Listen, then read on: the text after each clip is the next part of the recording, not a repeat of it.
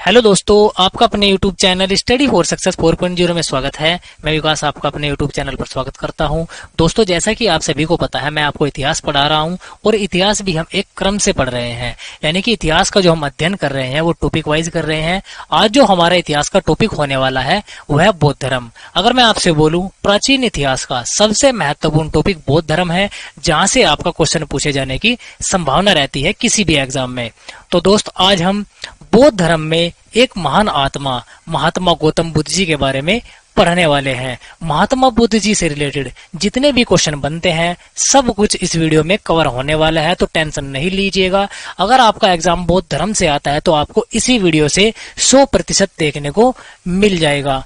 तो दोस्त, वीडियो थोड़ा सा लंबी हो सकती है, लेकिन आपको फुल नॉलेज इस वीडियो में देने वाला हूं, ताकि आपको और कहीं पर दोबारा बौद्ध धर्म पढ़ने की जरूरत ना पड़े। तो दोस्त, शुरू करते हैं बौद्ध धर्म। देखिए, जो हमारा बौद्ध धर्म है, बौद्ध धर्म के संस्थापक कौन है? महात्मा गौतम बुद्ध जी हैं। और महात्मा गौतम बुद्ध जी के अन्य नामों से क्वेश्चन पूछा जाता है तो इनके अन्य नाम है तथागत कहा जाता है इनको, इन्हीं को शाक्य मुनि कहा जाता है, और इन्हीं को शाक्य सिंह कहा जाता है, और इन्हीं को द लाइट ऑफ एशिया यानी कि एशिया के किरण पुंज के नाम से किनको जाना जाता है?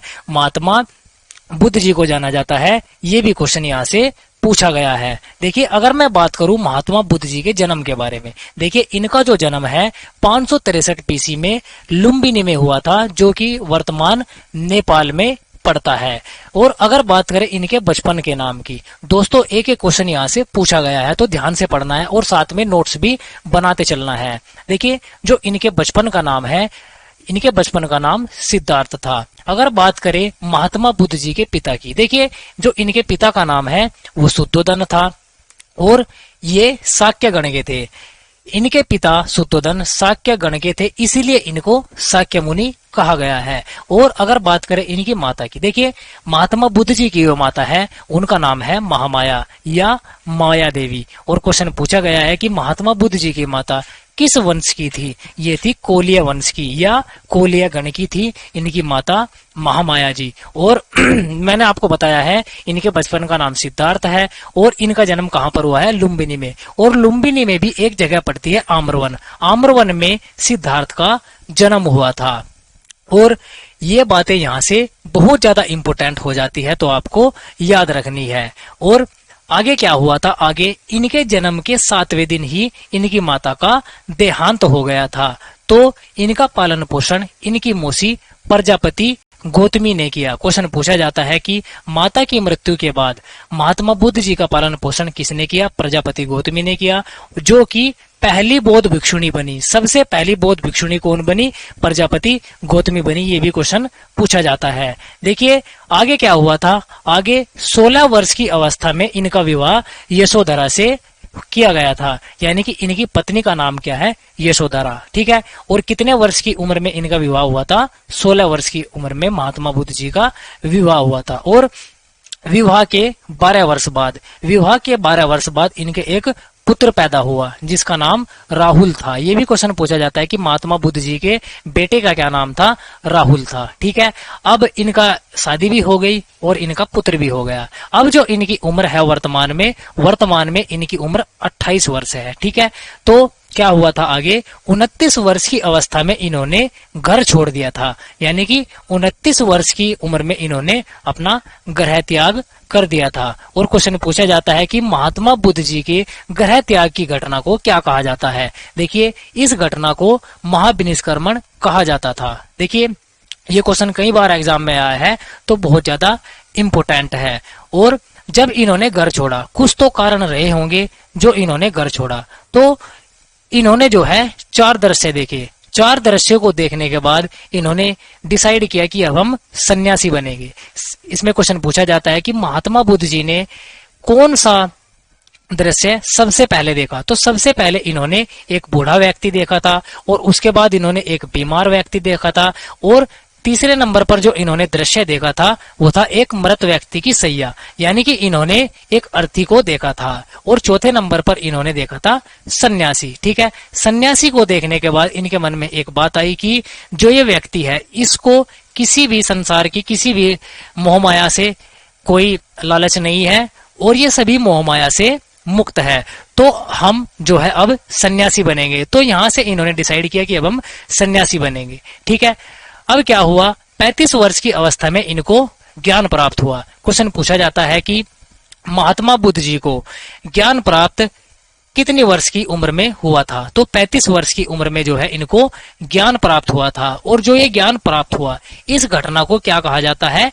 इस घटना को संबोधि कहा जाता है। ये भी बहुत ज्यादा इंपोर्टेंट क्वेश्चन है। क्वेश्चन पूछा जाता है कि महात्मा बुद्ध जी को ज्ञान प्राप्त की घटना को क्या कहा जाता है? संबोधि कहा जाता है। और दोस्तों, जो इनको ज्ञान प्राप्त हुआ था, ये भी क्वेश्चन पूछा जाता है कि किस वृक्ष के नीचे? पीपल के वृक्ष के नीचे इनको ज्ञान प्राप्त हुआ। और स्थान उरुवेला। उरुवेला कहां पर पड़ता है? बिहार में।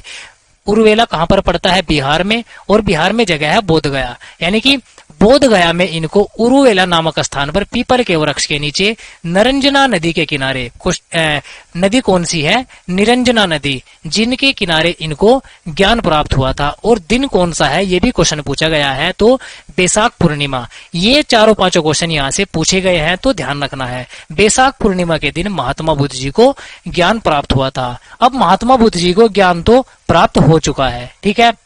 और ज्ञान प्राप्त होने के बाद इन्होंने अपना पहला उपदेश सारनाथ में दिया। और किस भाषा में दिया? पाली भाषा में दिया। ये भी क्वेश्चन पूछा जाता है कि महात्मा बुद्ध ने अपना पहला उपदेश किस भाषा में दिया? पाली भाषा में दिया, ठीक है। और कहां पर दिया? सारनाथ में। और महात्मा बुद्ध जी ने जो ये अपना पहला उपदेश दिया, इस घटना को क्या कहा जाता है? धर्म चक्र परिवर्तन कहा जाता है। ये भी क्वेश्चन पूछा जाता है, ये भी आपको याद रखना है। दोस्तों, वीडियो बहुत ज्यादा इंपॉर्टेंट है, क्योंकि आपको क्वेश्चन इसी वीडियो से मिलेगा। देखिए, जो इन्होंने ये पहला उपदेश दिया है महात्मा बुद्ध जी ने, ये 5 ब्राह्मणों को दिया था। ये 5 ब्राह्मण कौन कौन से हैं, आप ये भी देख लीजिएगा, कभी आपसे नाम पूछ लिया जाए कि निम्न में से महात्मा बुद्ध जी ने अपना पहला उपदेश किस ब्राह्मण को नहीं दिया था। तो इन 5 से अलग जो होगा आपको आंसर में टिक कर देना है। देखिए, जो महात्मा बुद्ध जी है, इन्होंने अपना पहला उपदेश मैंने आपको बताया है कि इनको दिया है 5 ब्राह्मणों को दिया है। पहला है कौंडिन्य, दूसरा वप्पा, तीसरा भेदिया, चौथा मदनामा और 5वां अस्ता। ये 5 ब्राह्मण है जिनको महात्मा बुद्ध जी ने अपना पहला उपदेश दिया था, ठीक है। ये तो बात हो गई इनके पहले उपदेश की। अब जब इन्होंने अपना पहला उपदेश दे दिया, पहला उपदेश देने के बाद वाराणसी में महात्मा बुद्ध जी चले गए। और वाराणसी में इनकी मुलाकात होती है यज्ञ श्रेष्ठी से। इन्होंने वहां पर यज्ञ श्रेष्ठी को ज्ञान दिया। और वाराणसी में ही इन्होंने बौद्ध भिक्षु संघ बनाया। Most important question, Mahatma Buddha ji ने बौद्ध भिक्षु संघ की स्थापना कहां पर करी? वाराणसी में करी। और जिस टाइम इन्होंने बौद्ध भिक्षु संघ बनाया, उस टाइम केवल पुरुष ही बौद्ध धर्म में आ सकते थे। केवल पुरुष ही बौद्ध धर्म में आ सकते थे। ये बात वाराणसी में महात्मा बुद्ध जी के द्वारा कही गई। लेकिन वाराणसी के बाद ये वैशाली चले गए। और वैशाली जाने पर इनके शिष्य आनंद के कहने पर इन्होंने वहां पर बौद्ध भिक्षुणी संघ भी बनाया। बौद्ध भिक्षुणी संघ यानी कि अब स्त्री भी बौद्ध धर्म में आ सकती है। क्वेश्चन पूछा जाता है कि किनके कहने पर महात्मा बुद्ध जी ने बौद्ध भिक्षुणी संघ बनाया? तो इनके शिष्य आनंद के कहने पर, ठीक है। अब जो है बौद्ध धर्म में स्त्री का भी प्रवेश हो चुका है। जैसे ही इस बात का पता चला कि महात्मा बुद्ध जी ने बौद्ध भिक्षुणी संघ भी बनाया है, तो सबसे पहले जो बौद्ध भिक्षुणी बनी वो बनी प्रजापति गौतमी। और प्रजापति गौतमी कौन है? इनकी मौसी है। मैंने आपको ऊपर बताया है, इनकी मृत्यु के बाद, इनकी माता की मृत्यु के बाद इनका जो पालन पोषण है इनकी मौसी प्रजापति गौतमी ने ही किया। और दूसरी आपसे क्वेश्चन पूछ लिया जाएगा कि दूसरी बौद्ध भिक्षुणी कौन थी? देखिए, प्रजापति गौतमी के बाद जोन सी दूसरी बौद्ध भिक्षुणी थी, वो थी आपकी आम्रपाली। आपको ये भी क्वेश्चन याद रखना है, क्वेश्चन इंपोर्टेंट है, आपसे पूछा जा सकता है। और महात्मा बुद्ध जी ने सबसे अधिक उपदेश कहां पर दिए? श्रावस्ती में ही दिए। और श्रावस्ती में ही जो है इनके सबसे अधिक अनुयायी थे। ये भी क्वेश्चन पूछा गया है कि सबसे ज्यादा उपदेश महात्मा बुद्ध जी ने कहां पर दिए? इन्होंने दिए हैं श्रावस्ती में। इंपोर्टेंट क्वेश्चन है दोस्तों, एक एक याद रखना है। और महात्मा बुद्ध जी ने अपना अंतिम उपदेश कहां पर दिया है? कुशीनगर में दिया है। और किसको दिया है? सुभद्र को दिया है। ये भी नाम इंपोर्टेंट है, याद रखेंगे। और महात्मा बुद्ध जी ने जो अपने सर्वाधिक वर्ष है वो श्रावस्ती में ही बिताए, यानी इन्होंने अपने जीवन के सबसे ज्यादा समय कहां पर बिताया? शरावस्ती में बिताया। और इन्होंने अपने जीवन का अंतिम समय कुशीनगर में ही बिताया और कुशीनगर में ही इनकी मृत्यु हो गई। अगर बात करें इनकी मृत्यु के बारे में, देखिए जो महात्मा बुद्ध जी हैं, महात्मा बुद्ध जी की मृत्यु कहां पर हुई? कुशीनगर में हुई, मैंने आपको बताया है। और कब हुई?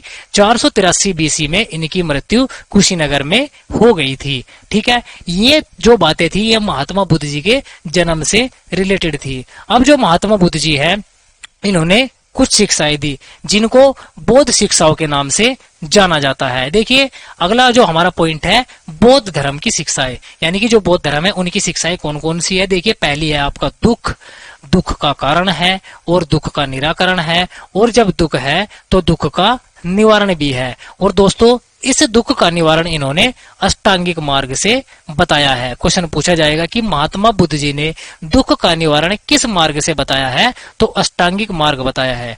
ठीक है, अष्टांगिक मार्ग का क्या मतलब है? जो दुख होता है उसको दूर करने के 8 रास्ते हैं। 8 रास्ते कौन कौन से हैं? सम्यक दृष्टि, सम्यक संकल्प, सम्यक वाणी, सम्यक कर्म, सम्यक आजीविका, सम्यक व्यायाम और सम्यक स्मृति और आपका सम्यक समाधि। ये अष्टांगिक मार्ग जो महात्मा बुद्ध जी के द्वारा बताए गए हैं दुख के निराकरण के बारे में, निवारण के बारे में। अब यहाँ से क्वेश्चन पूछा जाता है बौद्ध धर्म के प्रतीकों से। देखिए प्रतीकों से कैसे क्वेश्चन पूछा जाएगा?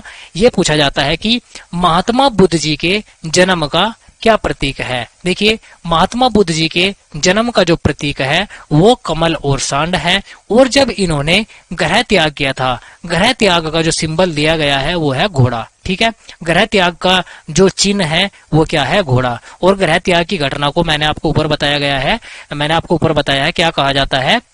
ग्रह त्याग की घटना को महाविनिष्क्रमण कहा जाता है। और अगर बात करें गर्भ की, जो गर्भ का चिन्ह है वो हाथी का है। और जब इनको ज्ञान प्राप्त हुआ था पीपल के वृक्ष के नीचे तो इनको यही चिन्ह दे दिया गया है, ज्ञान का पीपल। ठीक है, और जब इनकी मृत्यु हुई थी 483 बीसी में, इनकी जो मृत्यु है मृत्यु को दिया गया है पद चिन्ह। ठीक है, मृत्यु को क्या सिंबल दिया गया है? पद चिन्ह का सिंबल दिया गया है।